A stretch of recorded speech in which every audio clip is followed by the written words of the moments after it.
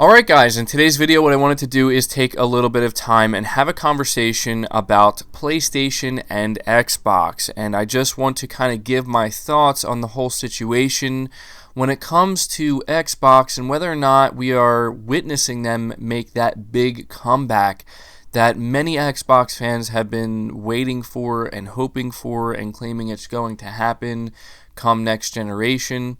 And I want to have this conversation because I want to evaluate everything that's kind of been going on, looking at the conversation, looking at the way that Sony and Microsoft are presenting next generation information. And I know that is going to create a lot of arguments in the comment section, so I'm going to ask up front for both fan bases to just kind of, keep it clean, and there's no reason to get, overly dramatic about it. We're just having a conversation, and I think that it's worth having this conversation because anybody who's been following the channel for a while now, you will know that Xbox has always played a pretty vital role here on this channel, even though I am mainly a PlayStation-centric channel now. And those of you who've been following for a while know that I really started out with Xbox and I was just really disappointed with the way things were going. So I decided to head on over to PlayStation, and they really won me over in a big way. We spent pretty much the majority of 2019 kind of talking about this, and I've been really hard on Xbox for quite some time now, and so I thought it would only be fair now that things are kind of going a little bit differently. Like where we are now in March 2020 when it comes to looking at Xbox is a far cry from what we were seeing from Xbox, to a certain extent anyway, in March of 2019. And the same can maybe be said for PlayStation, again, to a certain extent. And so what I'm seeing here is a situation where Microsoft has basically kicked the door down when it comes to next generation and just saying, look, we want to get out here right now. We need to get out here right now because we want to get next generation started as quickly as possible, because we all know what happened with the Xbox One this generation. And you see an opposite situation with Sony, where Sony isn't kicking anything down right now. In fact, I'd say they maybe even tripped up a little bit with the way that they decided to talk about the PS5. Regardless of your opinion on the information we've gotten from Sony when it comes to next generation, I don't think there's any denying that they maybe could have handled it a little bit better by trying to make it, just a little bit more easily digestible for the mass market. And I think that that's where the real problem lies right now when you look at the way these two companies are handling talking about next generation. Granted, I fully believe that Sony has a lot that they are keeping behind the curtain right now, and they're just waiting for the right time. They have a lot of PlayStation 4 games that have yet to release, obviously, and that I think is the big difference between where Xbox One and PS4 currently stand. The PlayStation 4, it still has a lot going for it right now, and I wonder if Sony is maybe just kind of afraid to get in their own way here when it comes to getting people hyped for the next generation. I think they want to have a clear separation point.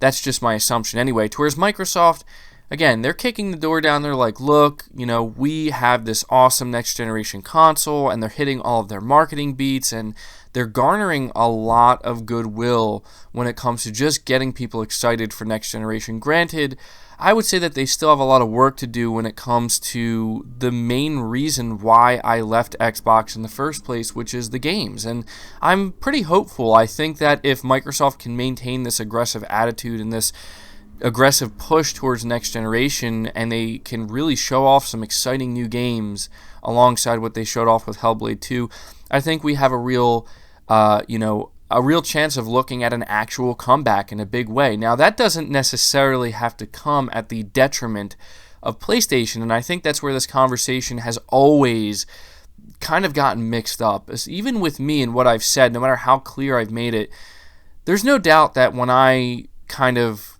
turned away from Xbox and went to PlayStation, there's a large group of Xbox fans, hardcore Xbox fans, that just did not like anything I had to say, because the day came where I was like, I'm not just going to continue to praise Microsoft when I'm not happy with what they're doing. I bought into the Xbox One X, and most of you know how the story goes. I was just let down by the games that they had on offer, and that's why I went to PlayStation, and I was very impressed with what PlayStation had on offer, even with having the weaker console, right? And a lot of Xbox fans just did not like how negative I was being towards Xbox, how hard I was being on them. But at the end of the day, I've always made it very clear that the reason why I was like this, and even why sometimes I even just, kind of dug in a little bit and, had some fun in the fanboy territory, was because I just wanted to see them improve. And so it is very interesting to me to see what's happening right now, where I think we're seeing that. I think it's safe to say that Microsoft definitely learned some valuable lessons last generation, and they're making sure that they're not making a lot of the same mistakes, or even any of the same mistakes that they made during the reveal window of the Xbox One. Now again, the only game that they've announced, the only thing that Xbox has truly done that actually has gotten me really excited is revealing Hellblade 2, because that's a game I'm really excited for. I've always said that at the end of the day, for me, I've learned the hard way that turns out I care more about games than anything else. Certainly more about resolution, or more about games over resolution. It's more about games over power, over the T-flop number. It's always been that way. It's always interesting to have these conversations, but I guess the reason why I'm talking about this is because we look at PlayStation and they've just kind of, they, I think, haven't gotten off to the best start here when it comes to talking about next generation, to whereas the excitement surrounding the Xbox right now is pretty high up there. But you look at the current situation, and, they released Ori and the Will of the Wisps, and that got some really good reviews. However, I heard there were some performance issues, but overall, people were very happy with that game. But then we look at a game like Bleeding Edge coming out, and I literally couldn't find any reviews of it so far, maybe because it's a multiplayer game, but that doesn't seem to be faring too well. And so you look at the remainder of the year for the Xbox One, and it's not that it looks bad, it's just it definitely doesn't stack up to what Sony has on offer over the coming months, with games like Final Fantasy VII Remake, The Last of Us Part 2, and Ghost of Tsushima, and others that I'm failing to mention right now. I'm sure you guys can fill in those blanks. And they just don't compare. And so this is where I can't really blame Sony for taking the approach they're taking, where, again, they're not trying to get people over the moon excited right now about next generation, because they still have a lot to focus on with this generation. To whereas Microsoft, I think they've kind of just accepted that this generation for them, it's been over for a little while now, so it's safe for them to just kick down the door with their next-gen marketing and just say, let's just get on with it, let's just go full force here.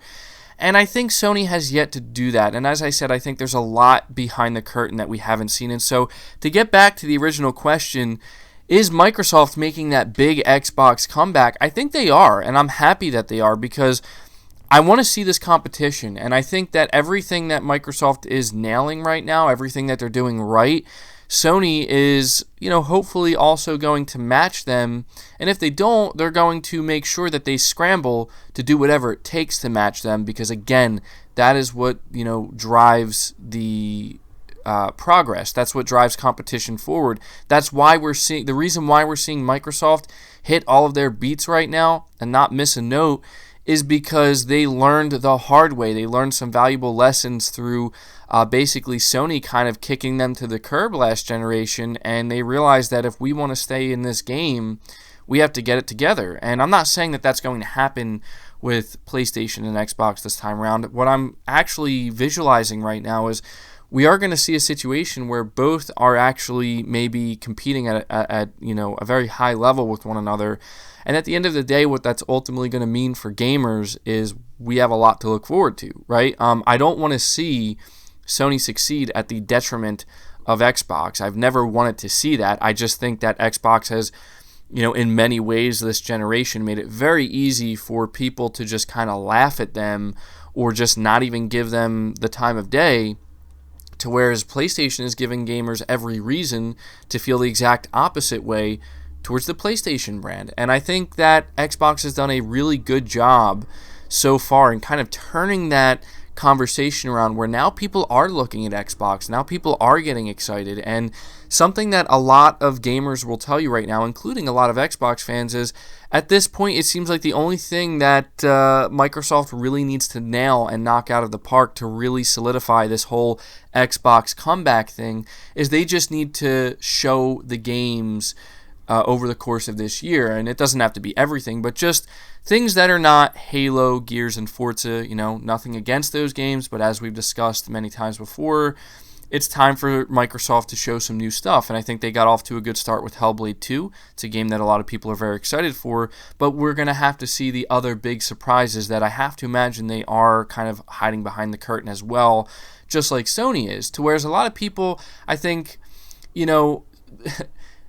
Sony had a lot to lose. They still have a lot to lose going into next generation, and I think we're kind of seeing how they've had a little bit of an underwhelming presentation that not everybody fully understood, and they haven't really kicked off their marketing in any meaningful, exciting way right now, probably again because they don't want to get in their own way here.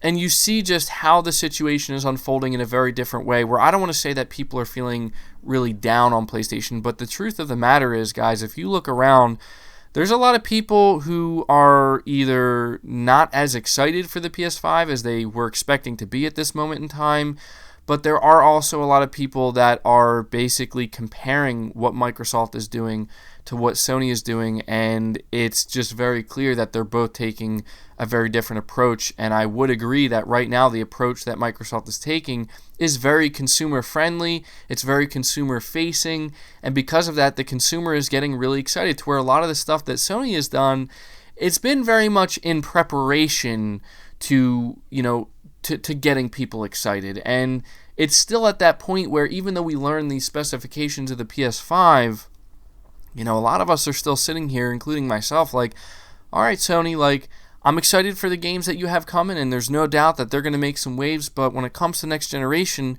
I still feel like there's so much left to learn, and there's still so much they haven't revealed, to whereas Microsoft has revealed almost everything except the games at this point, right? And so it's going to be interesting to see how it all plays out, guys, but I thought it was worth having this conversation because the discussion between PlayStation fans and Xbox fans always gets very heated, and obviously there's a lot that has unfolded over the past couple of weeks, and I guess it was only fair that after everything I had to say in 2019 about Xbox that I took the time now to kind of evaluate the position they're currently in. And yeah, there's no doubt that Microsoft is in a much, much better position going into next generation than I think a lot of people were expecting. And I'm actually grateful for that because, as I've always said, I just want to see that competition.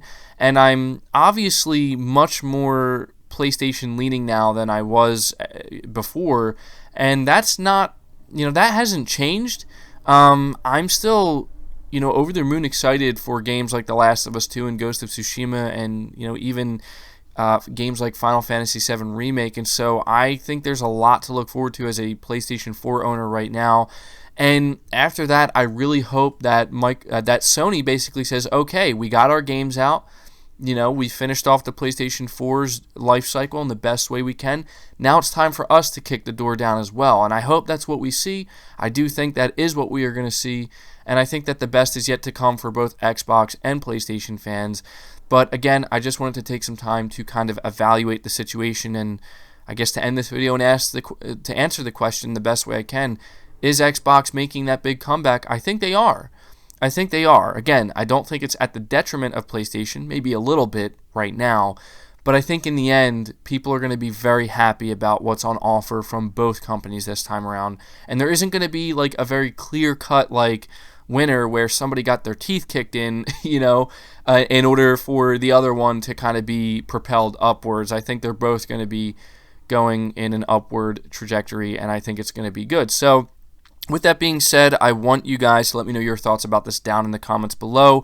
I'm going to be very interested to see what you say. Again, as I said, try to keep it clean. We don't have to turn it into a console war type thing here. Just give your honest thoughts on how each company is currently handling the approach to next generation and who you think maybe has the upper hand right now, and let me know why. I just think it's going to make for some interesting reading on my part anyway. But yeah, leave your thoughts down below. Leave the video a like if you did enjoy it. Subscribe to the channel if you're new and haven't already. Hit the bell notification icon so you never miss an upload, and feel free to share this video out on top of all that. But until next time, guys, take care.